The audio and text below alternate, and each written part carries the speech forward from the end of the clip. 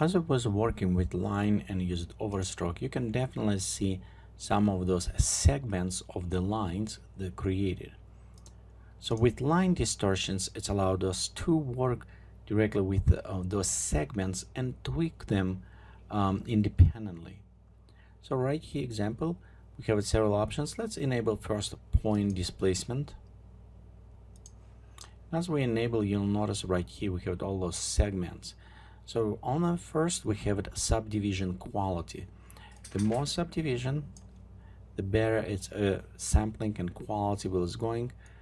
And again, we can reduce this to have it a little bit more rougher kind of look.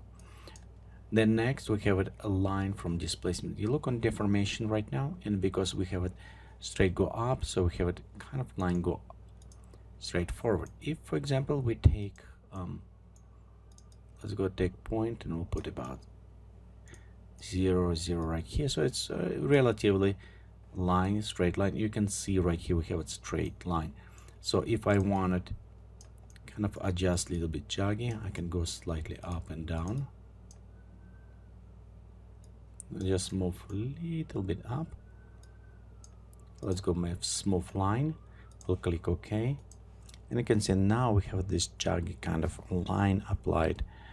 And again, with some line strokes, we can create combinations with this. We can create a very interesting directional point. For example, if we're going inside, you remember opacity, and we use it parent. So let's enable like lines, and you can see right here with this enabling pattern light, so we can have a kind of interesting now effect combination. So in light distortion again, now those lines going different ways. Let's apply overstroke for this, and now you have it more point on the lines. We can of course apply even notice this is overstroke on the light, so we can apply even more distortion to this, and I will go a little bit more as a pencil going around different effect. So let's disable these ones. We'll disable our pattern for this, and I'll back to our distortion. So right here it's a curve. You can see the distortion, how it will applied. The below options which allowed us to have the wavelength to apply to all stroke length. So let's example, we can enable, and you can see right here this is our wavelength and this is our stroke length. So we apply this wavelength not to frequency, just to one stroke as it's going. In this case, notice right here we can wavelengths is disabled, so otherwise you can also customize as I want twice apply. In this case it's this wavelength apply twice to this one line.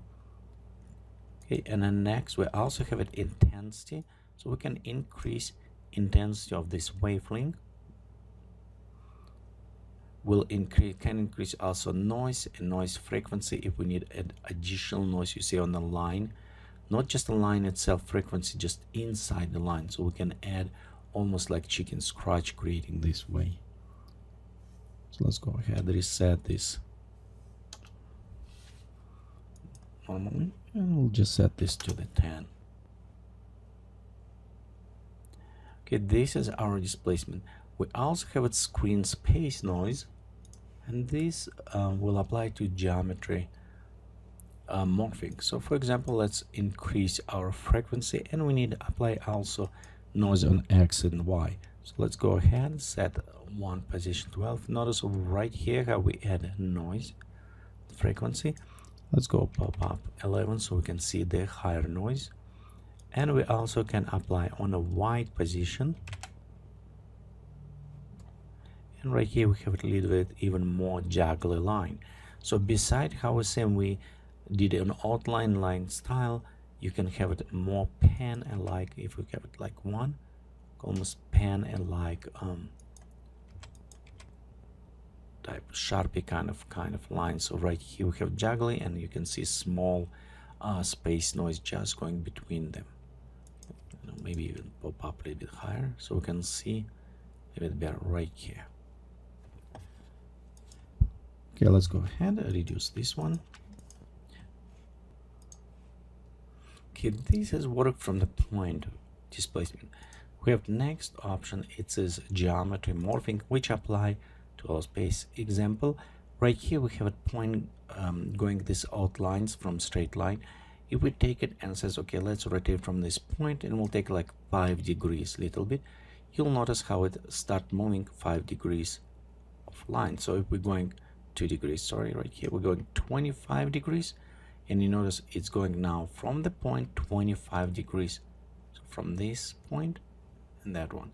So this is apply a little bit to the screen space rotation in this case. But again, this is going from your remember point. It does not necessarily rotate from all, it's rotate from line and point of placement. So also we have options, noise in degrees. It's overall just add randomness little bit to our rotation. You don't want to use too high values. If 25, we add a little bit, 5 maybe work great, but in many cases if we're using a 5, and in combination noise it will be plus minus 5, so it can be from 0 to maybe 10 applied to this case. Okay, and so next we have screen space displacement, similar what we have above. So we can go, okay, let me reduce those ones.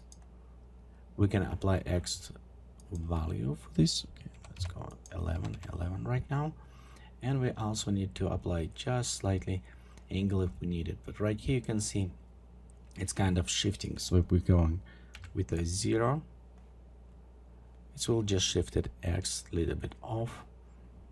In some case, if you want to do like a print and print just a little bit offset, so you may apply X or Y to offset a little bit this.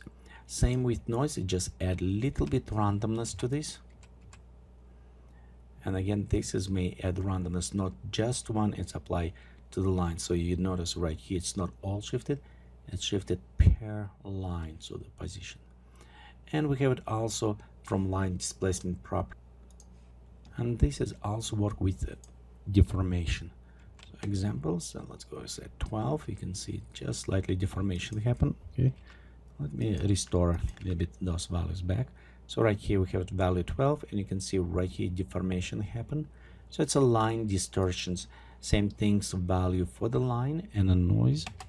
You can apply as a little bit fractal or variables applied to this.